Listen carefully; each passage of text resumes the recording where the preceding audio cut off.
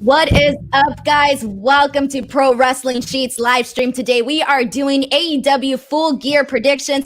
I'm Denise Salcedo. Welcome. This is our very first live stream, so we are very excited to just kind of chat with you guys all, get to know all of you here today. And I'm also happy because with me today, I'm not alone. I am joined by Pro Wrestling Sheets senior editor, senior content editor, Norman Quarrington. Norman, what's up?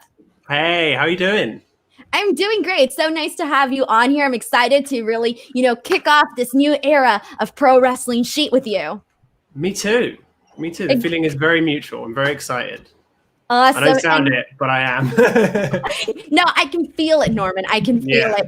And then also we have a very special guest host today. He is WrestleTalk's very own Louis Dangoor. What's up, Louis? Yeah, I'm really happy that you guys have asked me to be on the show. Very excited, and Full Gear's and very stacked show. So happy that you've asked me to be on today, and looking forward to chatting with you guys for the first live stream of this new era, I guess. And thank you for staying up so late, by the way. I mean, I know it's not too late for you over in London, but it's still, you know what? I'm happy that you stayed up for us. What is it? 10 p.m. 10 p.m. there? 10 p.m. It's not bad at all. It's not too bad. When you watch wrestling for your job, so you're used to not really being switched off until 3 a.m., 4 a.m. for Raw. I'm used to it, so it's more than fine. Speaking of that, when I just to go on a tangent very quickly, when I first moved to the States, the first time I watched a WWE pay-per-view over here and it was still light outside, it blew my mind. Really? Yeah. I was in the States. I was in the States last year. Actually, no, the year before last. And we flew over the day Extreme Rules was taking place. So I remember we landed and I got like a notification on my phone for one of the matches, and it was like 3 p.m. I'm like, what's going on? Like the pay-per-view can't start at this time. Normally the whole family's gone to bed by the time the pay-per-view starts. It's just me downstairs. So no, I actually think I'd find it incredibly weird if I went out to the States for a pay-per-view and watched it live, and it was just the middle of the day. I don't know if I'd be able to cope. Yeah, it was wild. That's very odd for me. I've never had to deal with this whatsoever in my life. Pay-per-views always start at 5 p.m. for me. Dinner time, it works perfectly. I'm selfish here in the United States. I'm outnumbered by Brits, even though, Norman, you're here in LA, but still, I'm not jealous of your time zone differences over in London. Being on the West Coast and having a pay-per-view end at like 8 p.m. is just lovely stuff. It's beautiful. Yes, exactly. Then you've got time to cleanse your palate. If it's a bad pay-per-view, you can watch a good movie or something, So what you're saying is if it's a bad pay-per-view, you got to go to sleep with it depending on your time zone. Yes, exactly. Yeah. If it's a really bad pay-per-view, it can help you get to sleep. So I think I've got the advantage here. That's true, actually. Yeah. Distinctly remember staying awake until 1 a.m. to watch WWE pay-per-views and just dozing off if it was a bad pay-per-view. I was asleep, so Raw starts here at 1 o'clock. I was asleep by 1:05 this week.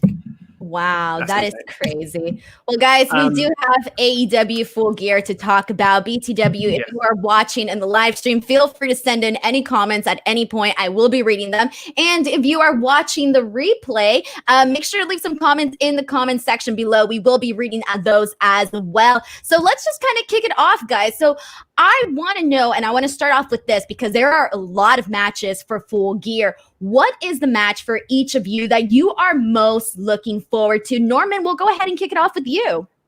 Okay, so I have, this is kind of cheating, but I have like a legitimate answer to this and then like a joke answer that actually isn't a joke answer. Okay, so I'm most looking forward to the Moxley versus Kingston match because I'm a huge Eddie Kingston mark, and I'm just very excited that he has... I said to a friend a couple of weeks ago, I was like, Eddie Kingston has blagged his way into a main event on pay-per-view, and it owns. So yeah, I'm looking forward to that the most technically. But in reality, I am most looking forward to Orange Cassidy versus John Silver because I believe Orange Cassidy is the biggest draw in wrestling right now. as much as anyone can be a draw in wrestling right now. Well, I was not expecting that answer from you whatsoever in terms of the match that you're most looking forward to. When you said Moxley and Kingston, I thought, okay, that's great because they also had the best lead up or the best segment from AEW Dynamite, the go home show leading into Full Gear. So I am very surprised with your John Silver, Orange Cassidy pick, but that's interesting. Louis, what about you? So Norman might be a massive Eddie Kingston mark, but I'm a massive FTR mark. No! Wow. Yes, I am I don't know whether it's because I interviewed them this week that I'm just on the FTR hype train, but I think that I'm really looking forward to that match. I know the build hasn't been great, and they even told me as much in that interview that there were some issues with it, they thought. But I think when you see Young Bucks on one side of the ring and FTR on another, it's just going to be it's something that for 4 years has been I can't wait to see it, and now we are. I honestly can't wait. So I think that is just going to be so good. I think they're going to deliver. Actually, I know what you mean. The build up has been a little bit like iffy, but I think on the pay-per-view stage, I think they're going to pull it out the bag and deliver a really solid match. I think it's been. Like, yes, Page and Omega has been this very long and drawn out story, kind of like a year in the making now. But this has been legitimately since that tweet that when we wrestle the Revival, I think it was at that point, the fans will rejoice, and we're getting that on. This Saturday. It's a fantasy booking match. Yeah. I can't wait.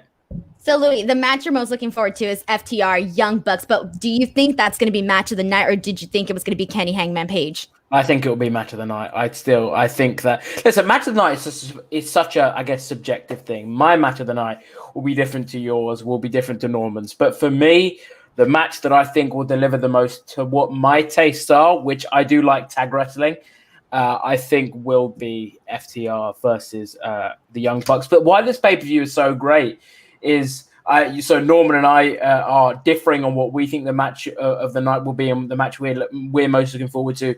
You potentially could say another match, and all three of us could have different answers, but no one's sort of completely wrong for their answer. There are just so many good options that I think from top to bottom, this pay-per-view is going to be incredible.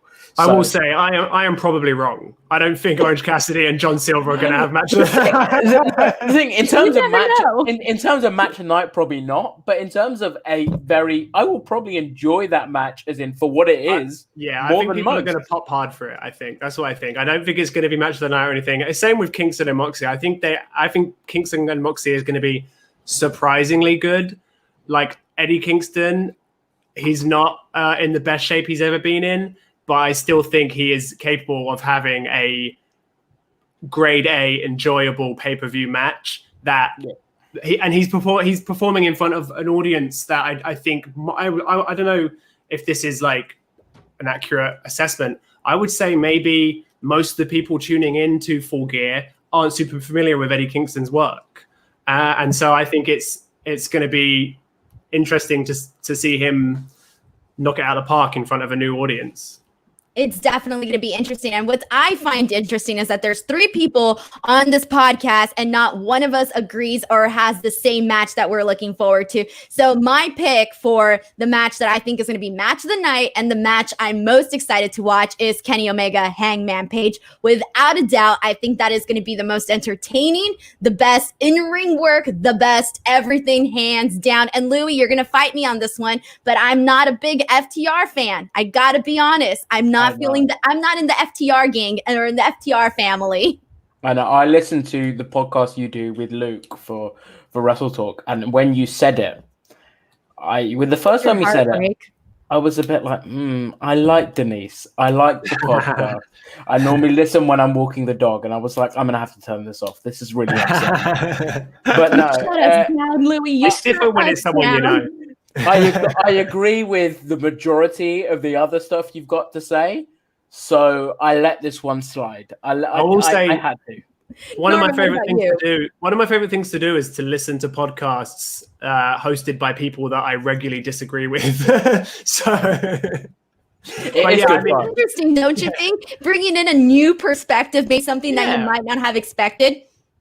Exactly, yeah. And like, yeah, so regarding FTR, I've been kind of lukewarm on them. Obviously, I loved their stuff in NXT. I was expecting a little bit more from them when they came over to AEW, but it hasn't been completely disappointing. And I do think there is, I like the best is yet to come. And I think Full Gear could be it for them. So, yeah. Yeah, see, Norman, you're more hopeful than I am. But guys, let's go into the matches. So how this is going to work is we're going to start in with the buy-in matches, the buy-in match, and then we're going to work our way from, I guess you can say we'll just work our way from each match and leading up forward into that. But first off, we do have a comment from Ryan Smith who says, with Allison Kay appearing on the pre-show, do you think Kay will be a good fit in AEW? So that kind of leads us into the buy-in match. So for those of you who are wondering, the buy-in match is for the NWA Women's World Title match, and it's Serena Deeb versus Allison Kay. Louis, we'll go ahead and start with you. What do you think about Allison Kay and the potential that she might have in AEW? And who do you think should win this match or will win this match? So I think she'd be a fantastic pickup for AEW. I think she is that veteran who has been on TV before, who has wrestled around the world, would be a fantastic get for the younger names on the roster who she could help and sort of not train and coach, but be that solid hand for them. And she could also is more than deserving of this big spotlight for herself. So I think she'd be a fantastic get, whether this is a full-time thing or a one-off, I'm not sure. But I think Serena Deeb should probably win this one. She's only recently won the title. I think this could be a very good match. Obviously, no build, but I mean, a week ago, like 2 weeks ago, Serena Deeb wasn't champion, and Allison Kay was still with NWA and wasn't a free agent. So I think that this could definitely be a very good match, and I've got Serena Deeb to win. Norman, what about you? Regarding the question, I think Allison Kay is a very good would fit in very well in the AEW roster. I think their female roster, they're in desperate need of experienced female wrestlers. So I think she would be a great pickup for them at this moment. The match, like Louis said, not a lot of build, but I think it will be a pretty decent technical display. And I think they're going to impress a lot of people. I'm not super excited for it, but I think it's going to be really good. I think for a buy-in match, it's perfectly fine. Serena Deeb, I do think that she might win, even though if this was different circumstances. Yeah, if this was different circumstances, if this wasn't for the NWA title, I would say Allison Kay, because Allison Kay, I think there's really no reason why she shouldn't be the best woman on the roster or one of the main focal points on the AEW roster. As we mentioned, the AEW women's division definitely needs a lot of work. So having somebody like Allison Kay, I think, is a great start into really, kicking off the women's division in AEW. But given that she just left the NWA, I don't necessarily see her actually winning this bout. So it's kind of, to me, it's sort of a giveaway that Serena Deeb will walk out as champion. Totally agree. Alrighty, so we are moving into the match that Norman, you are really looking forward to, and it is Orange Cassidy versus John Silver. So Norman, I guess we'll go ahead and kick it off with you. Who do you think is going to take this match and why? Oh, I think Cassidy's going to win probably fairly handily. I just think because, like I said at the beginning of the show, I think he's the biggest draw in wrestling right now. In that, I think he's killing it. I think he's doing everything he's supposed to be doing. I think he's getting the best kind of reactions that it's possible to get during this pandemic era. I often comment on AEW social media posts that I think he's been the best wrestler of the pandemic era, to which people usually disagree quite wholeheartedly. But I just mean all-round entertainer, not necessarily the best technical wrestler, although he is very good at that as well. I think this match is going to surprise a lot of people. And I love Orange Cassidy. What can I say? So, Louis, I guess before we move on to your answer, we do have a comment from Kadrian Webb who says, Allison Kay would be a great get for AEW, multi-champion, a lot of experience, good personality, and good on the mic. I can't necessarily say that I disagree with what Kadrian wrote here. Yeah, I completely agree. I think she'd be fantastic in every aspect. So, Louis, Orange Cassidy, John Silver, who's your pick? So I think me and Norman might have a bit of a falling out, because Ooh. I really I like Orange Cassidy, but I think he has been booked slightly poorly by AEW, especially recently. I think he's wrestling too often on TV. I think that the shine has kind of been taken off from me as a fan, but then you look at the ratings, and he's a ratings draw. I guess in terms of he shifts the numbers, so I understand why AEW is doing it. And I mean, John Silver, if you watch BTE, you will know John Silver is legitimately incredible. So I think this will be a very fun match. It will be a match that, if there was a crowd there, could legitimately be one of the most enjoyable matches that I'd probably want to be part of the crowd for. But I do think Orange Cassidy's winning. I think that both guys... Orange Cassidy's lost a couple of times to Cody. He's come close. He's lost to Brody Lee. I think he could do with a win here on the pay-per-view stage. Yeah, I got to say, I agree with you on this one, Louis. I think that John Silver has gotten himself over. And so that's why I think that a lot of people can say like, oh, there's a chance that John Silver might win this one, especially because not one person has said not one bad thing about John Silver. However, Orange Cassidy really needs a win badly right now. As you mentioned, he's had a couple of losses, so he definitely needs some wins. So I do think that Orange Cassidy will win this match. But again, John Silver has gotten himself over, so it could go either way. And I do think, in the sense that I agree with you, Louis, is that I do agree that Orange Cassidy, he should sort of be seen more as a special act where he doesn't have to be on the show each and every single week, because then you just have him losing back and forth. And that's sort of taken away from what he really brings to the table, which is something very unique. Yeah, I completely agree. I think he's so over, and I think that I can understand the want to put him on Dynamite every week, because you want to put your biggest names on that are going to get you the most viewers in. But I think for the longevity of his character, we should definitely see him, I guess, wrestle less. Not all the time. More is more. Sometimes less is more, and less is more beneficial. So I think this is one of those instances where, as we said, potentially we should start seeing him less and less. But when he does make those appearances, they're more impactful. Yeah, I second that. So now let's talk about one of the matches that I think has had maybe not, like, I wouldn't say maybe the best build, but it's had definitely a very creative build, and that is Chris Jericho versus MJF. And if MJF wins, he is going to join the Inner Circle. Now, Jericho, MJF, they definitely shocked us when they did that musical number. So I'm very excited to see what they're going to do with this storyline moving forward. So Norman, I will kick it off with you. Who do you think is going to win this match? And do you have any bold predictions for the outcome of Jericho MJF?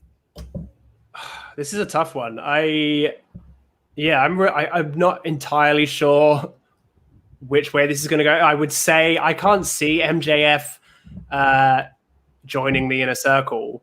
If he wins, maybe he'll join as like some sort of mole or something, to sabotage them from the inside or something like that. But I think Jericho's probably going to win, but I think MJF's going to come out of it looking really, really good. That's about it. Why do I feel like, Louis, you might have a different opinion? Do you agree with Norman? Do you think that Jericho's winning this? No, I think MJF's winning. I think that the possibilities for the storyline are probably more exciting if Jericho loses, MJF joins the Inner Circle. I don't think they're going to have like a whole... I think the long game of this is going to be Jericho basically being kicked out of the Inner Circle by MJF and MJF becoming leader. Mm-hmm. That's what I think the long game is. I've seen some people suggest it could be here, and that's how he wins, by having the Inner Circle, like basically paying off the Inner Circle or something to turn on Jericho and help him win. I don't think we get that here, and I hope we don't, because I think we saw with the Dinner Debonair segment, those two are so good together. So some funny segments together could work. I'd like to see also a Sammy Guevara MJF feud where Sammy's kind of jealous, where if MJF, I don't know, you could film funny vignettes where MJF, like Sammy's walking down a street and he sees MJF and Chris Jericho having dinner together and gets a bit upset that someone's taken his mate, or something like that, where there's an opportunity, and AEW have shown this, where they can do funny skits well with their serious characters. So I think this could be good. I think there's a lot of potential in MJF winning and joining the Inner Circle with Wardlow. And I think that's what we're going to see. I have a quick question. Yeah, go for it. What was Jericho's last pay-per-view match? Against Orange Cassidy. Was it the Orange Cassidy one that he lost? Yeah. I think that might be why I can't see him losing. But I don't know. He could MJF lost as well to Moxley. Yeah, I just can't. I can't see Jericho losing. I can see MJF losing 2 pay-per-views in a row, but I can't see Jericho losing 2 pay-per-views in a row. But I don't know. We'll see. I guess we'll see. Do you think it was different in the sense where last time everybody wanted to see Jericho, fall into the mimosa tub. Everybody wanted to see that. So even though he lost, it was seen as a win because that's what the fans wanted to see. And that's obviously what they were building up towards. So I wouldn't necessarily say that it would hurt Jericho too much to lose. So that's why, because my pick for this one is MJF. I think MJF is going to win. And I definitely think that the Inner Circle is going to turn on Jericho. MJF is going to become the new leader of the Inner Circle. But my question is, Sammy Guevara is the big question mark for me. Is Sammy Guevara gonna lead this turn? Is he gonna lead it? Or is he going to be the only person that actually sticks with Jericho by his side? So I do think that it would be, I love the idea of Louis that you mentioned about, Sammy Guevara and MJF trying to become, Jericho's best mate and who's going to be his BFF and all of that. I like that idea, but I also love the idea too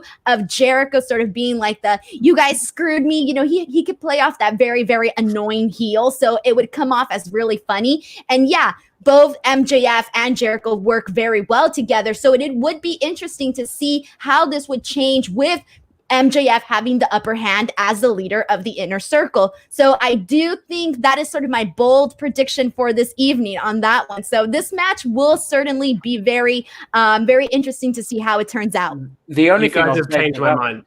Ooh. You've changed my mind. I'm going to say MJF. You've both persuaded me. No. We don't accept changes. I think it doesn't. Denise has to accept first answer. This wasn't. If this was a ballot, it wasn't finalized. It wasn't signed properly. Okay. But stop the count. The only thing I'll say about Denise, your point is, it all depends on Sammy's. Obviously, his match with Matt Hardy, either before or after. I think that if he wasn't wrestling on the card, I could see that. But I think you can't kind of go from a sort of cinematic Hardy compound match to them being in the ring, or then I don't know how the story will work afterwards if there's like a big angle and then he goes into the match. I just don't know how. I think it's a bit muddling with the match in terms of how it's going to work in terms of story. And this is even for the match in general. Could Sammy be at ringside? So I think that there's a lot of, I guess, variables at play. I think any option could be a good option. But I guess we'll have to wait and see. It will be interesting. And we have a comment from Ryan Sadden, we're replacing you. Just kidding. Ryan says, I'm just here to say Norm's facial hair and framed art piece are the best part of this so far. Norman, your art piece, your facial hair is the star of tonight's stream. I got this from Goodwill. Oh, did you really? And I spray painted the frame.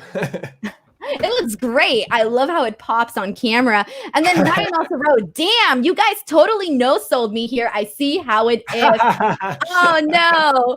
I saw Ryan's tweet and I was like, okay, I'm going to read this after his comment after we're done with this segment. So I think Ryan thought that we were no-selling him here. No-selling him. Yeah. We asked for forgiveness. We would never do that to Ryan. No way.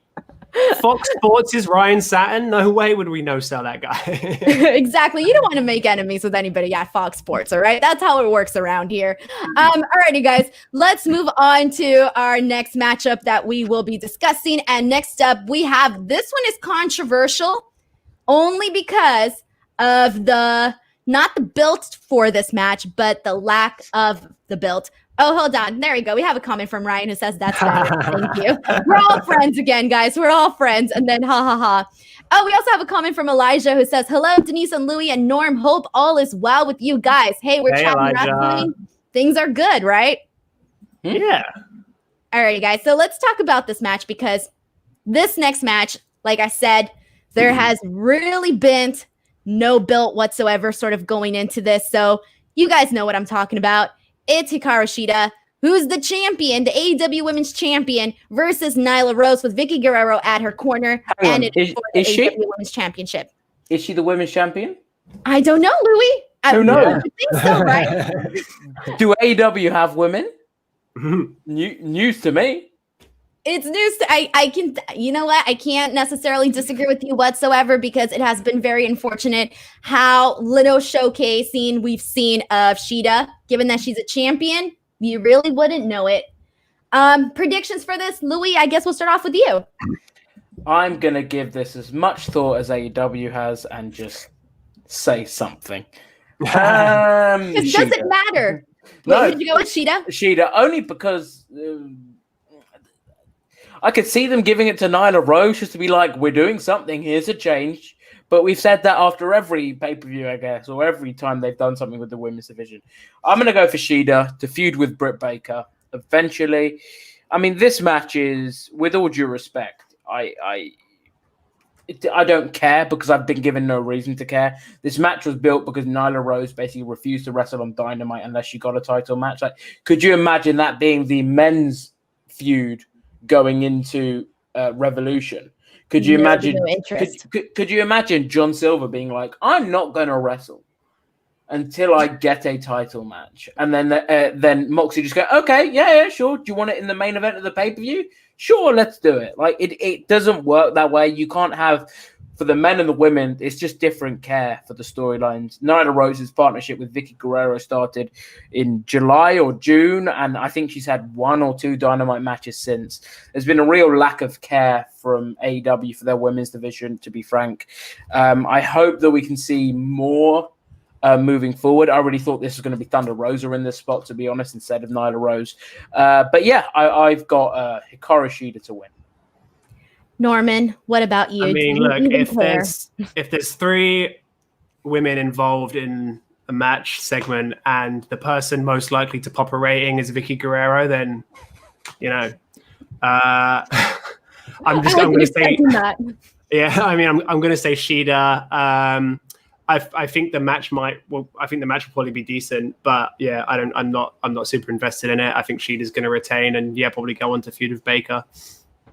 See, and this is sad because, I mean, I've gone on several rants about the AEW women's division, so it's very unfortunate that this is really just an afterthought. No one really even, like I said, no one really cares because we haven't been given a reason to care. Like Louis said, this isn't like, oh, we don't care about the women. No, the fans care about the women's wrestling a lot because they're clamoring for it, and it's something that people are always talking about, but it has been unfortunate the way that this has all sort of been built around. And I spoke with Nyla Rose today about that today. I sort of asked her in a very polite way, like, hey, what do you think about the microscope that people are putting on the AEW women's division? And she basically said, have patience. And I get it, but it's been about, a year, and the women's division was something that was hyped up by AEW, and we're not necessarily getting the hype that we first heard of when the promotion was kicking off. So it is unfortunate because I do think that they have a great champion in Shida, and I do think that she should be winning just because. But honestly, if Nyla wins, okay, fine. If Shida wins, okay, fine.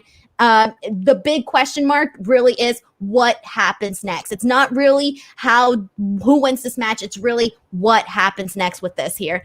And we have a couple more comments, and this one is from I Am Milky Mike Ashman, who says AEW Full Gear is set. Some matches haven't got enough time on Dynamite to tell the story. This is where Dark needs to utilize vignettes, video packages to build storytelling. So I like that idea. But how many people really watch AEW Dark? I'm talking the audience that tunes in every week for Dynamite. How many people really watch AEW Dark? I mean, it's my job to cover wrestling. It's mine too, but I don't watch Dark. and I don't watch Dark either. I mean, all right. Did I tread on your bit? Yes, you did. You really tread on my bit. You're stealing my MJF answers. You're changing your mind. Now you're stealing my bit. But no, it proves 2 people that write about wrestling for their living don't watch the show. And I mean, I understand what it's there for. It's there to try out, tag teams and young talent that might not get to showcase themselves. And I guess it's a bit of like a stat padding show. It's like, oh, this person's picked up 29 wins this year. And it's like, yeah, but 28 were on Dark against Peter Avalon, who can't beat anyone.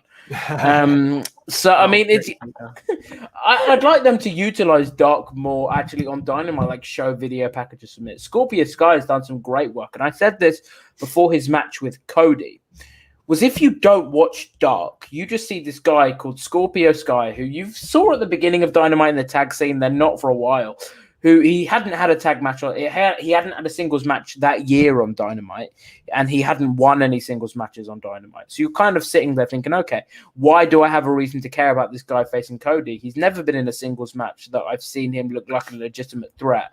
So why do I care? But if you look on Dark, he had a series of really impressive wins, but they'd never really referenced it or mentioned it. So I think there should be more sort of integration between the two, where you get people who go, okay, maybe I should be watching this Dark thing, because a lot seems to be happening, and vice versa. I completely agree with what you said. Oh, what did you want to add, Norman? Sorry. Maybe if they did, like Mike Ashman is suggesting, maybe if they did use it to, utilize vignettes, video packages, and build storytelling, maybe more people would tune in. I don't know, but who knows?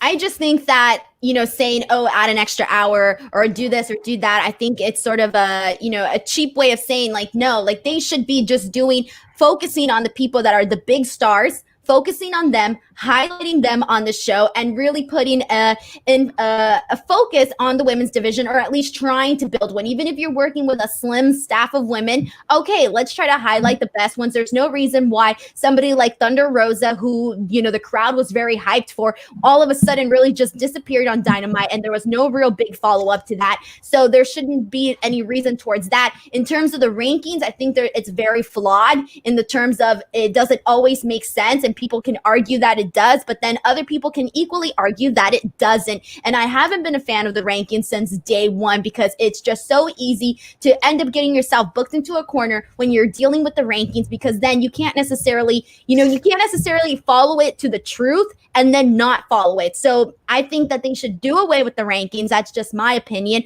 But yeah, I also agree with the fact that they need to, if they're going to, put this focus on AEW Dark, they do need to add that integration, because again, people that do not watch AEW Dark are not going to know what the heck is happening when they tune into Dynamite. You can't expect me to be watching AEW Dark, to be watching Being the Elite and anything else that they do, because not everybody does that. Yes, there are people that do that, but the majority probably do not. Mm. We have some interesting comments here. Some interesting comments that I want to pull up. Act 90 wants to know, Norman, who let you on my TV? I'm glad he's watching me on his television and not on his phone screen. I was going to say, do you guys know each other? Yes, my friend Adam. Oh, hey, okay. Adam. Elijah Washington says, Nyla Rose wins, but Nyla injured Shida to write her off, and we get Nyla versus Britt Baker, and then throws the hands up in the air. I Am Mikey says, pairing talent with legends gives us so much stock to the future guard of AEW, yet I feel this can make the new generation talent dependent and won't develop their own voice. The legends won't be here forever. What do you guys think? Legends, yes or no? Doing a good job, yes or no? I like it. I think it works well for what it is. It highlights, like, for people like Lance Archer, it works well when he can just do sort of the one-liners or the sort of intimidating words, and have Jake Roberts cut the promos. For people I've seen, like, for example, so everyone AEW's hyping a big surprise for, and there've been some sort of teasers of that, and some people assume it could be Sting, and people have then said Sting to manage Darby Allin. But for me, that would kind of be a waste of both, because you don't really want Sting cutting the promos for Darby, and then I think that wouldn't work. So I think that's what kind of thing where someone's like, oh, a legend's coming in, let's not. I think you shouldn't go, okay, we've got a legend, let's force him in somewhere. If it makes sense, then do it, but don't kind of force it in and shoehorn it in when it doesn't really work for the storyline. But yeah, I think, to be honest, you can get the rub by being with a legend. So I don't think there's any sort of dependency issues there. Yeah. Exactly. Norman, how do you feel? I agree. You can get the rub by being with a legend. Look at Kip Sabian being with Miro. That was a joke. No, I think overall it's been fine. Yeah, I think Taz is good. It's nice to see them on TV occasionally. It does. Whenever I see stuff, when I see like Arn Anderson pop up, or Jake Roberts pop up, or Taz pop up, or Vicky Guerrero pop up, I am reminded that this is a company owned by a huge wrestling mark. Like it's a company owned by an actual wrestling fan. Having you just said that with Vicky Guerrero and Arn Anderson in the same sentence is crazy. Yeah, no, exactly. So it's fine. It's okay.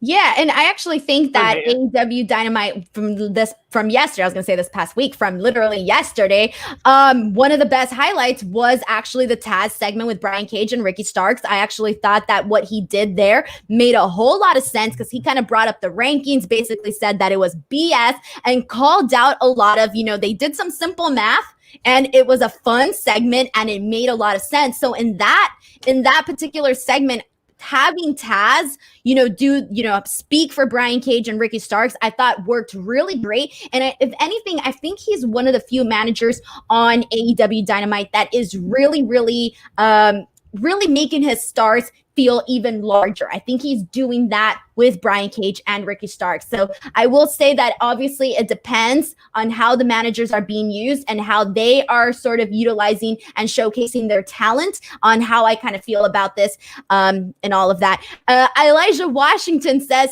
Norman versus Louis in a glasses on a pole match. Book it, Denise.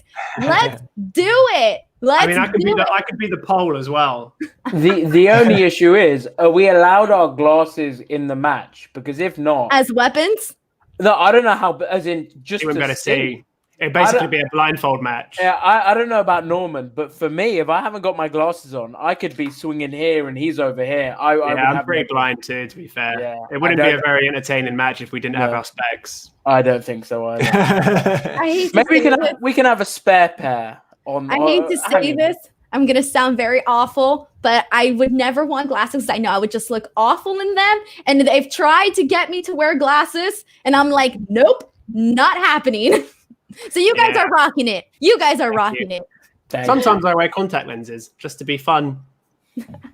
And switch it up. I can't do contact lenses. So even when I play football or sport, I just go blind. And someone's like, hey, I'm over here. Why'd you pass me the ball? And I'm like, you don't do the Edgar Davids thing? No. I don't have that level. I think you've got to be have a certain level of suave to pull that off, and I don't quite think I've got that.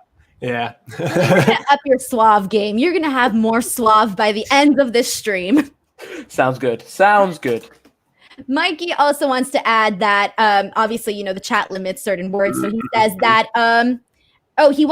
we read this one, that he wants to replay the video packages and vignettes from Dark to the main show so you get more people added to watch both shows. First year, they added so much story on Dark and lacked views. Okay, that makes sense. So you feel like maybe they just gave up on it. Exactly. And then he also says, no need for any secondary shows on TV. It's 2020. Everyone is online and live streaming. I agree with you all. Bridge the gap. Advertise Dark on Dynamite instead of the lower third match updates. How do you guys feel about that? I agree, kind of. Yeah. I mean, they should they should definitely be bridging the gap between those shows. And I think we're supposedly getting another AEW show next year, I believe, on TNT, or like a third hour, not a third hour of Dynamite, but a third hour programming at another stage. So I think that will be more like the B show, and this will be Dynamite will be like Dark will be like the main event that no one really watches, but it kind of bubbles away in the corner. I just hope it's not one of those things where it's like it's too much content. So now you only pick and choose what you really want, because there's already so much wrestling out there that it's hard to keep up with. And I know this because obviously you guys know this too. Working in wrestling media, you're like you've watched just about everything, and then you're like, oh my god, I'm not even completely caught up yet. Like someone will yell at you. Someone will yell at you for not watching something and you're like, dude, I watched 25 hours of wrestling this week. Give me a break. Yeah. Exactly. Sorry, I didn't watch The Masked Wrestler this week. Okay. Let me live. Elijah Washington says Britt Baker with Rebel is a good pairing. They can do something good with those two. And Arn and Cody is a nice pair. And so does FTR and Tully. Taz pairing with Cage makes sense. Cage not that good on the mic. Yeah, I would say overall pretty interesting comments here. And I'm just going through a few more of the comments here.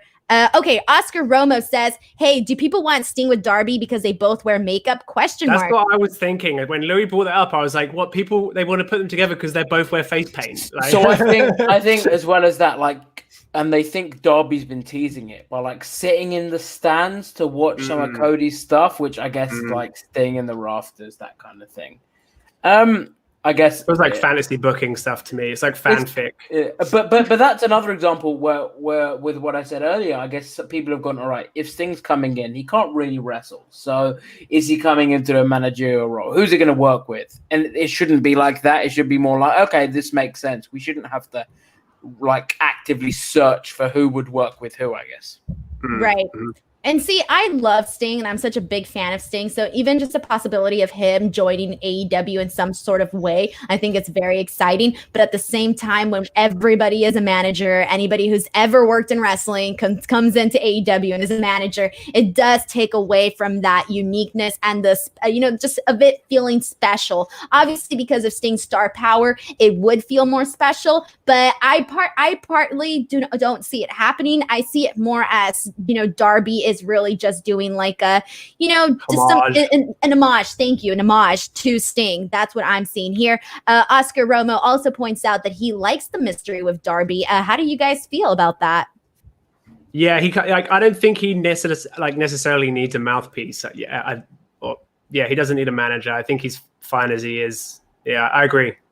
Yeah, I do agree as well. I like the mystery with Darby and sort of the fact you never know what he's thinking. So I don't think you'd want someone telling you what he's thinking.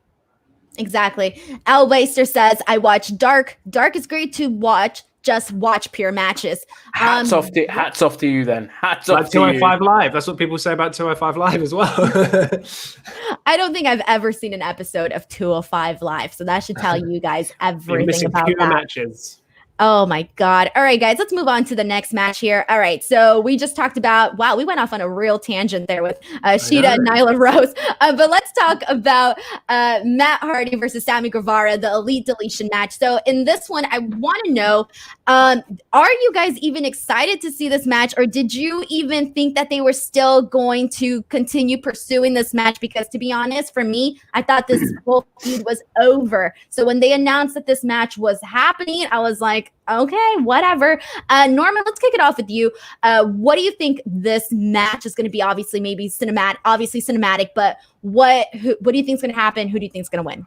I think it kind of came out of nowhere. I think it's probably going to I do feel like people stopped caring about this after the Hardy's injury. I feel like that really just put the kibosh on the whole thing and people just stopped caring. So it was a bit, and they could have just cut their losses there, and I don't think anybody would have complained. Like, I don't think anyone would have been like, hey, they didn't wrap up the storyline. But yeah, I think it's probably going to be some kind of compound match. It could potentially be very fun. They might, I'm sure if you ask the pair of them, they want to make up for the match where Matt got injured really badly. But yeah, I guess we'll see what it's going to be like. I mean, this feud has just been plagued with injuries and like Matt Hardy, like Sammy throwing the chair in Matt's face, Hardy getting really cut open when they had a match on Dynamite that went short and had a massive amount of time taken off, and then this massive injury that happened at All Out. I'm just hoping no one dies during this match or no one gets really hurt. Hopefully it's pre-recorded, right? So it is. Yeah, hopefully we'd know if one of them had died. Yeah, I think we would. But I mean, this. You talk about being interested in this. I wasn't that interested in this at All Out, even before the injury. I was kind of like, I think I was, to be honest, either. Yeah. This has been bubbling over since like March or April. I'm kind of done with it. It's been going on for if that was March, April, which would it's been going on for over 6 months, 7, 8 months. It's too long. don't know. In terms of the winner, I think I would want Sammy to win to kind of be put over by Matt Hardy. But being the first ever Elite Deletion match, which will be on the Hardy compound, I believe Tony Khan has said. Because it's the first one in AEW, and I guess if they want to establish that as a bit of like a match type for Matt Hardy, wouldn't really work him losing. It's kind of like, oh, if you want to put The Undertaker like over Hell in a Cell as The Undertaker's gimmick, you're not going to have him like lose the first Hell in a Cell match he's part of. So for that reason, I think Matt Hardy to win. Yeah, and you just know because Matt Hardy, you know, this is his bread and butter. These cinematic matches, they really are his bread and butter. So I think that Matt Hardy should win, not just because of that, but because it is the best way to wrap up this feud, tie a nice bow on it. We done. All right, we done with this. We do have a comment from Al Waster who I wanted to read because he says, there's bound to be a scene in it where Matt's kids all beat up Sammy. I can just feel it. What do you guys think? That'd be really good. I can see Sammy job into Matt's kids. Elijah says, Hardy wins by Hardy throw Sammy in the lake of reincarnation and Sammy turns face, similar to Bray and Matt. That's how I see it. All right, the lake of reincarnation. Well, then that could tie into the MJF Jericho storyline as well that we were talking about, I guess. That could be Sammy's out for that whole thing. Yeah. Potential. Milky Mike Ashman says, this has to be the end of a Matt Hardy and Sammy feud, and any high spots need to be super protected. So, like we just said, we hope nobody dies, but we think they did not. Because, again, it's pre-tape, so that's a good sign. That's a good sign. All right, guys, let's get into this next match. Because, yeah, fingers crossed, nobody dies in this.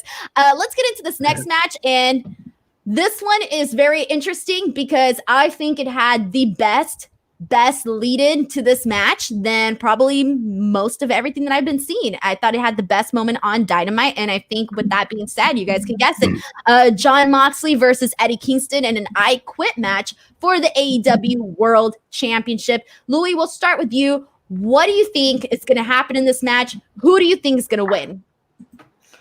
I think Jon Moxley is going to win, but I can't see Eddie Kingston quitting. So I think they could perhaps do something fun where perhaps it's like a Pac, something with Pac, where potentially Pac comes back and plays. I don't want to do the whole like plays a recording of Eddie Kingston saying I quit, but I don't want to see Eddie Kingston quit. I think they would have to verge on kill each other. I mean, how would they quit? But I mean, it's going to be a very good match. I think that you mentioned it earlier, Denise, with the go home angle. For me, that was probably one of the best go home angles in recent memory from any company, from any wrestling sort of feud. That was fantastic. Eddie Kingston's been doing some fantastic work, so I really do think we could be in for a great match on Saturday night.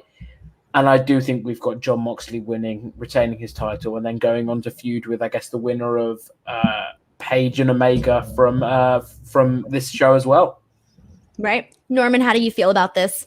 I mean, I love both of these guys. I really, really love Eddie Kingston. Some of the best promos I've ever seen at independent shows have been from Eddie. Promos that have almost moved me to tears, which not a lot of wrestling promos do. Eddie Kingston has cut promos that have almost moved me to tears. I think if they end up doing like, when it's I Quit matches and sometimes they shove a mic in their face, I could see them doing a thing where every time they shove a mic in Eddie's face, he just cuts a 5-minute promo about how he's not going to quit. I think Mox is going to win. Obviously, I've enjoyed the feud. Like you said, the go home was brilliant. Probably should have actually ended the show. But it is a little bit. Hang on. What about that Austin Gunn rub? We really needed that. Oh, yeah, for sure. Ahead of his big match at the pay-per-view, this is exactly what we needed. And Exhibit A, as what we were talking about earlier, they can feature different talent. But, that main event on Dynamite was everything you need to go in with that. But, yeah, I think that we're all in agreement that Moxley is taking this one. And a little bit of wheel spinning for Mox. It's that they're just kind of wheel spinning a little bit, I think, until they can get their really big money feud. When I think they're planning for when crowds come back eventually. and that's when they want to do like the really, really big Mox feud. That's so hard, though. I know what you mean. It's hard to like predict when that's going to happen, but everything he's done since he's been champ just feels like, and it's been entertaining wheel spinning, but it all just feels like wheel spinning. I've never felt like he was going to lose at any point, you know? Yeah. They just got a lot of leg left in Moxley being champion. I think we have dream matches that we still want to see. Moxley Omega, Moxley Hangman Page, and so on. I think the interesting part about this, and I know you guys mentioned the fact that you don't see somebody like Eddie Kingston actually quitting. So I feel that AEW is going to have to be really creative in how they make him quit or have him quit in this match. And, you know, because it's going to have to happen. We don't want to see a distraction or anything. Somebody is going to have to quit. And if it's Eddie Kingston, I think it has to be good and in a way that obviously still keeps that badass character that he's portraying. Oh, and also with Eddie Kingston, I do agree that I do think that we will be seeing after he's done with John Moxley, I do see him moving on with Pac as well. A Waster says, oh, this reeks of Pac interfering and costing Kingston. Yeah, I think that's definitely one of the things that we can see happening. King Master says, I really want Eddie Kingston to win, and that dude can speak and be the face of AEW. See, I do think there's a little bit of an issue with that because Eddie Kingston is a little bit more limited in the ring. He's great at being in the mic, but he is more limited in terms of having those big matches. What do you guys think? Yeah, I do agree. I think sort of for this I Quit match and this sort of brutal feud with Moxie, it's been great. And you want to put sort of in terms of like in ring and in terms of on the mic, if you want anyone else, I guess, in that position, it would be Kingston. But in terms of purely in the ring, I don't think he epitomizes what AEW is about and the insane talent they've got on their roster. So yeah, I don't think he'd be a fantastic world champion, and I don't think he's the right guy to dethrone Moxley. I could see him being world champion, just not winning it off Moxley. Yeah, maybe right now. Yeah, but I could see him being some sort of transitional champion at some point quite easily. But yeah, I can't see him taking it off Moxley. I like that, the transitional champion thing. That could be interesting as well. Ty Williams says John Moxley is going to win. Coconut Water says Pac interferes, causing feud, Death Triangle versus Eddie Kingston, and etc. Al Weister says agreed, Pac messing with Kingston's family in quotations. And I think Pac did mention something about on his promo about him being lonely. So that definitely ties into all of this. Elijah Washington says Mox wins by Ali throwing the towel. To end the match. I hope that don't happen. On Pac interfered to help Kingston to swerve us, and Kingston wins only by Mox to take it back. And we have a few more predictions as well. And Milky says Eddie Kingston deserves that AEW championship, specifically with those haters that just think AEW is flips and tricks. Eddie brings that gritty old school promos and works old school. Okay, so that's a little bit more of a different opinion from what we sort of had right now, just a few moments. And William Polo says, I see Lance Archer costing Eddie Kingston that match, not Pac. Do you guys see this as a possibility? I hope not. I don't think that would probably be sort of the world title, I guess, thing that Eddie Kingston deserves. I think if you want to spin off into a feud, you could have that on the Dynamite next week. It doesn't have to be the pay-per-view. I don't think Lance Archer is necessarily a good fit for Kingston either as a matchup. I can't see that being super entertaining, but who knows? Jeremy Diesel says, watch Eddie Kingston's match with Mike Quackenbush. He's a great big match wrestler. I'm not watching any Mike Quackenbush matches. It's a no for you?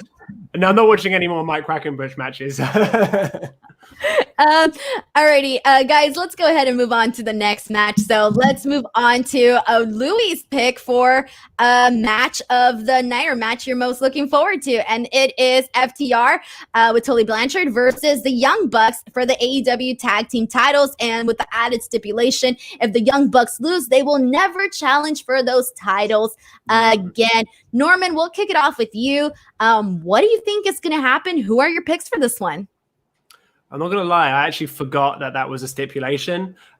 So I might have to change I was pretty positive that FTR were going to win, but now I've remembered that stipulation is there. I'm not entirely sure. I mean, it's still, we we've seen it in wrestling time and time again. Sometimes these stipulations happen and there's always some sort of loophole, you know? So I guess them losing doesn't necessarily mean that they will never challenge for the titles again. I am looking forward to the match though. We chatted about it earlier. I think this is actually going to be the time when FTR pulls out the bag and shows everyone what they're capable of. Get back to some of that NXT work that they did. But yeah, in terms of who's going to win, I'm going to stick with FTR. With FTR, interesting. Yeah. That's what I'm saying. Louis, I'm interested to see what you're going to say, considering that this is your pick of the evening. What do you think? I'm going for FTR. It's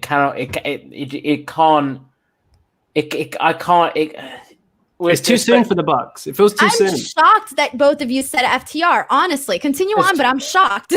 Especially, I feel like I've upset you, Denise. I'm triggered. I'm outraged. Just kidding. I really, really like FTR. I know I've said it before, and I'll say it again. They are my favorite tag team on the planet. I love the work they do, and I think that there's going to be more story coming out of this. I think that with the leg injury spot, they've got a way out. And I guess I'm potentially looking at this from the stance that I think Brian Alvarez is reporting that Matt has a legit injury. I think he has a serious leg injury. Not serious, but like a legit leg injury. So this could potentially be a way to write them off TV for a bit. And yeah, I think I don't know about the stipulation. I don't think the stipulation is necessary. But it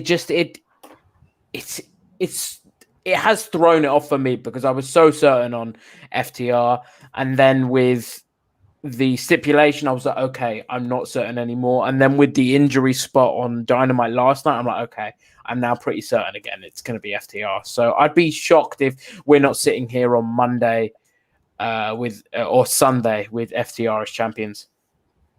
But don't you think that Cody was in the similar stipulation, last year at Full Gear as well, and now he's, we're not seeing him reap any rewards off of that. Yeah, he's TNT champion, but after that, what else is left for him? So if you keep painting yourself out of these title shots, don't you think that's a mistake? Yes. I think tag division is so stacked that it's not that big of a deal. That no one's going to be like, oh, damn. It's not like if WWE did it with New Day right now, and then you're like, okay, but you have legitimately two other tag teams. Like, what are you doing? I think because there are so many, we should be fine. And there have been rumors that AEW is going to introduce a trios tag division. So I think Young Bucks could potentially go into that. So something on the call today with Cody for the media call, he was really putting over how Nick Jackson's a decent singles wrestler. So I kind of got from that, maybe if Matt is legitimately injured, we could see Nick go on a singles run. So, I mean, it remains to be seen. It's going to be a very good match nonetheless, but I do have the Young Bucks losing and FTR picking up the win. The injury does obviously make us think that, the FTR might be taking this one, but I feel like it has to be the Bucks. I feel like it's still too early to kick them out of that title picture. And there's still, like you said, the tag team division is stacked. So there are still a lot of still a lot of storylines that they can work with. So I really hate that they added this stipulation. I think it makes this so much like people were excited to see this match for like a long time now. So they didn't need this stipulation. And I think if anything, that kind of soured me a little bit. But hey, this will be interesting to see the outcome because there will be, it's not something that you can go back on. You can't say, oh, I'm done pursuing this bout. And then a year later, oh, I'm back. Because then if you're going to do this again, people are not going to take that seriously. So yeah, I'm not crazy about it. Oscar Romo says, FTR has to win, right? Al Waster says Bucks will lose. Their company men AEW about bringing you guys in and up. Plus, Matt is legit injured, right? ? So he'll probably take time off. See, and they can be legit businessman and build young talent up. That doesn't mean that they have to write themselves off, though. Yeah, it's. I think if. I understand from a stance because if they are champions, they are going to get comments like, hey, you only got the belt because you're the bookers, whatever. When we know it's not that, it's because they are the second best tag team in the world behind FTR. And I just had to get Oh, that. did you really? I have Let that slide. Louis, you and I can Excuse go me? on the whole. I'm upset. They're not even the first or the second best tag team on that roster. Everyone knows Miro and Kip Sabian is the best tag team in the world. Don't even get me started. But I think you're going to shoehorn yourselves. If in 2 years there's a red hot feud, and how are they going to book themselves out of the corner? Remains to be seen. But yeah, they're very scared. The Young Bucks are very scared of being seen as people who put themselves over all the time. I think, in terms of booking. Yeah, I agree. Which is weird because they put themselves over on their YouTube show all the time. Yeah, I mean, it's like even in the first tournament, like them having Private Party beat them in the first round was cool, Yes. but probably was the right thing to do. But you could see it then. You're like, okay, this is how things are going to go. They're not going to be putting themselves over all the time. And I understand why not, because of the volatility of wrestling Twitter. If they did, they'd be in a world of trouble because everyone would be like, "You've only got the titles because you're the bookers, whatever." They don't want to be seen as a pair of Triple H's, basically. Yeah. I think that if that's the case, that is very dumb because that's just exactly. dumb. Right? That's what Triple H would say. Business comes first, and I will give you a perfect example of that. Kenny freaking Omega. Okay, he was a grand, larger than life star when this all started. And yes, he is still a star now, but that star power has gone down in the last year. Why? Because they did not utilize building the company around him and his star power. So I think that's dumb. I don't think that we should be worried about what people, be worried about what people say on social media, but don't let it drive your creative decisions if they are the right decisions to make. Agreed. Good point. Ty Williams says, I don't trust those Young Bucks. They have a trick under their sleeves. Young Bucks going to play the FTR game by beating them. Elijah Washington says, FTR wins to write Matt Jackson off on TV, only for Nick Jackson to be a single guy, but I'm with Denise for cause. I see something good for Paige versus Omega. Oscar Romo says, maybe Young Bucks win. Then they vacate due to injury, which leads to another tag tournament. Oh, I don't like the whole belt vacating thing. We saw that happen a lot in NXT, so I don't want to see that happening on AEW. William Paulus says FTR will win. Matt Jackson has legit knee injury, small tear on MCL, and also hurt his ACL, Dave Meltzer reported. Milky says FTR needs to retain. Young Bucks shouldn't have went over on Private Party, built Private Party while working the injury. We had 2 injury spots, and Matt has a legit knee injury. Wasn't Young Bucks playing heel, though? ?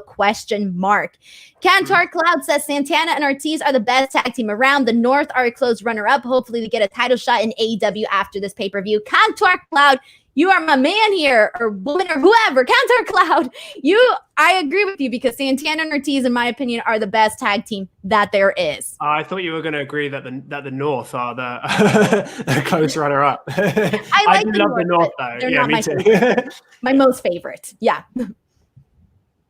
All right, guys. Sorry. Alrighty. Mulkey also says, Young Bucks and FTR, I feel lost the fire due to a confusing build with Young Bucks booking as basically tweeners. This feud is kind of flat. Full Gear is very important match for both teams creatively. I like this. I could agree with everything that you just wrote on this comment. All right, guys, let's move on to the next match. And it is, where are we at now? All right. We've been talking a lot about Cody. Let's get into this. Cody with Arn Anderson versus Darby Allin for the TNT Championship. What do you guys think? Is Cody going to retain, or will we be seeing a new TNT champion crowned in Darby? Norman, we'll kick it off with you. I do think Cody's going to retain. Again, I think he's going to make Darby Allin look like $1 million. Not that he's going to have to do a lot of work to do that. Cody didn't win it back not that long ago, so I can't see him losing it so soon. But yeah, I think it's going to be a good match. I think it's going to be 50-50 mostly, but Cody's going to come out and win it at the end. Louis, how do you feel? I do completely agree. I think that Cody's going to win and retain, but I think we're going to have Darby Allin look fantastic in defeat. So yeah, I think it'll be another fantastic TNT title match.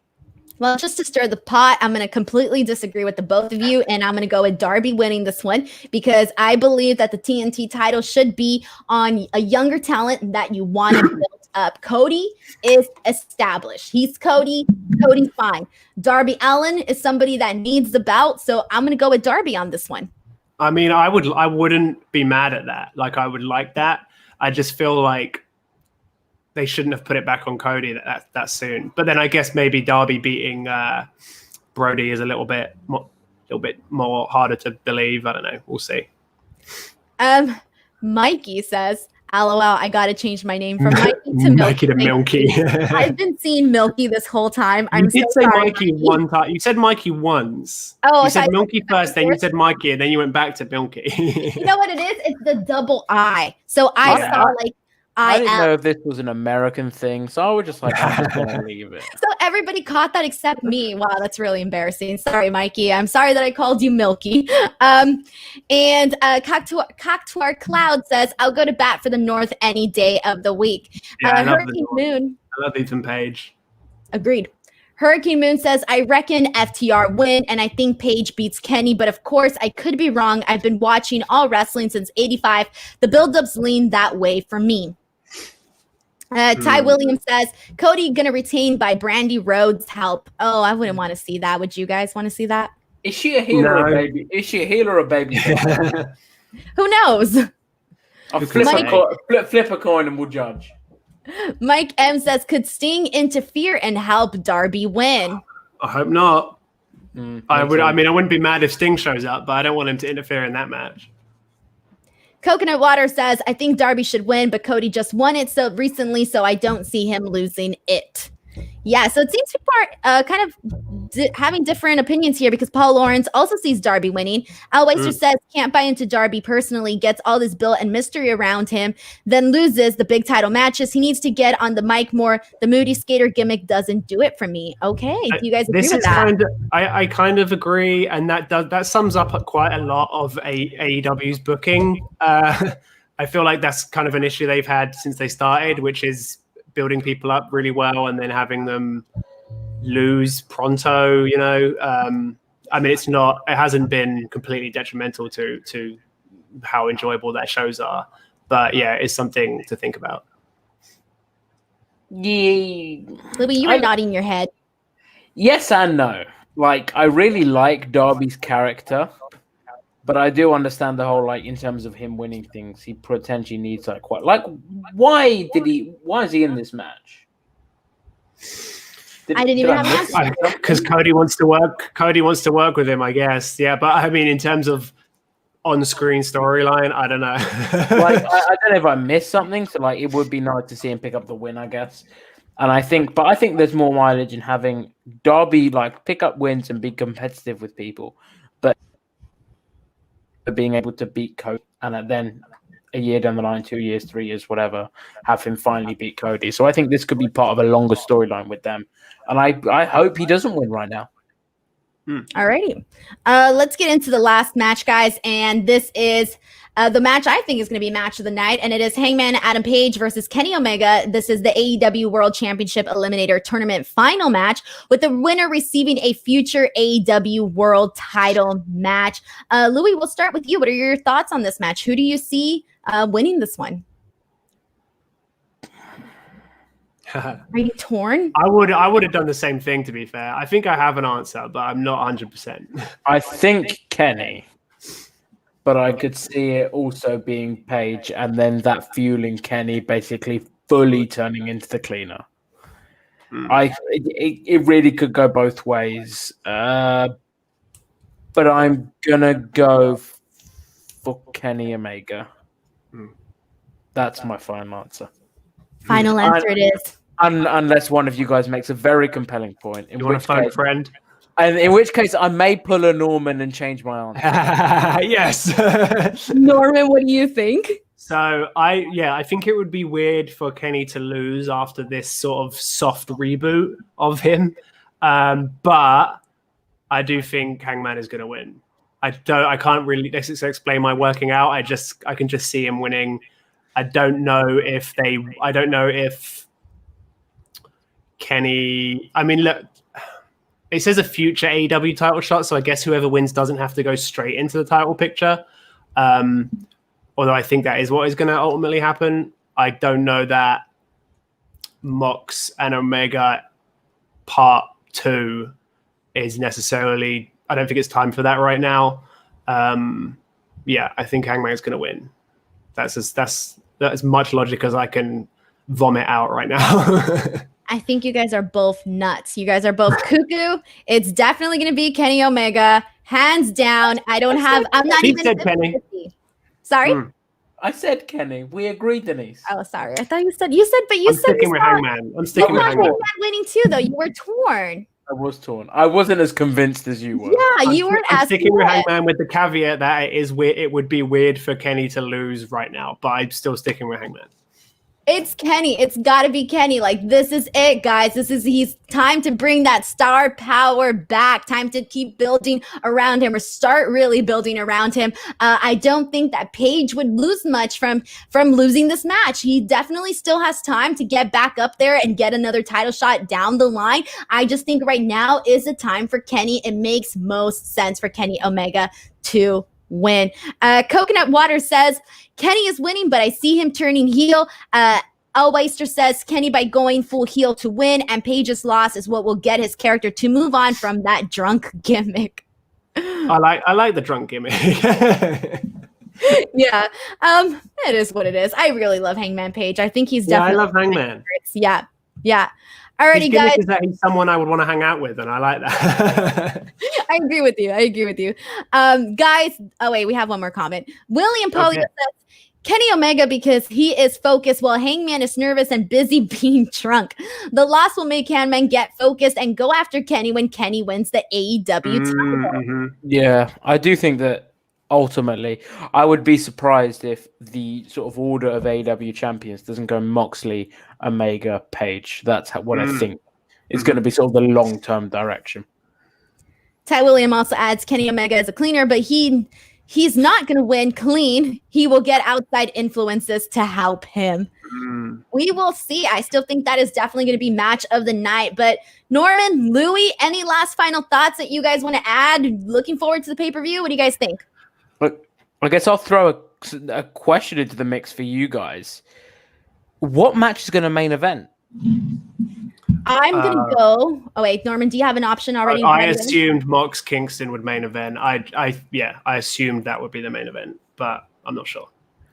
I would say Mox Kingston, or if not, Hangman Page and Kenny Omega. Fair enough. Yeah, I do agree. I think it will be one of those two. I would have, if you asked me 2 months ago, I would have said FTR and Young Bucks. But the tag match last. I don't think that will probably open the show. Yeah, I don't think the feud warrants it, to be honest. I don't think it felt like a main event feud, unfortunately. Right. Alrighty, guys, there you go. Those are our AEW Full Gear predictions. Louis, Norman, I want to thank you guys so much for doing this stream with me. Before we go, please take the time to plug in whatever you want to plug in. Norman, we'll start with you. Just go follow me on Twitter at NormanQ. You can see it on there. And then please go and read stuff at prowrestlingsheet.com. That's a good way of doing it. Exactly. And watch our videos. You're watching this one. Watch the rest of our stuff. Yes, please. Louis, what about you? Please plug in anything you'd like to plug in today. Well, if you guys are kind of not that happy with FTR versus Young Bucks, and you want to know how important this match is, I interviewed FTR, and they were. I don't think I've ever seen two more passionate guys talk about a wrestling match. So that is on the Wrestle2 channel, one of WrestleTalk's channels. So if you follow me on Twitter, I'll post the links. Or if you head over to Wrestle2, that interview went out yesterday. So I check that out. Please check that out. Follow both Louis and Norman and myself. You can also find me at _ Denise Salcedo. I just dropped an interview with Nyla Rose, and we do get into the treatment of the AEW women's division. You can find that on my YouTube channel. You can search Denise Salcedo on YouTube, or you can go on my Twitter at _ Denise Salcedo and get the link there as well. Again, follow all three of us. Please do not forget to like this video and subscribe to Pro Wrestling Sheet. Make sure to keep checking checking ProWrestlingSheet.com and the YouTube channel as well, because we will be posting a lot of new content. This is a very exciting new turn for us. So we're going to go ahead and try to do some new stuff. So I'm really excited about all of that. Thank you to everyone who watched live. And for those of you who are watching in the replay, again, like and comment and subscribe. And we will see you guys all next time. Bye, everyone. Take care. Bye, bye, bye, bye, bye, bye, bye.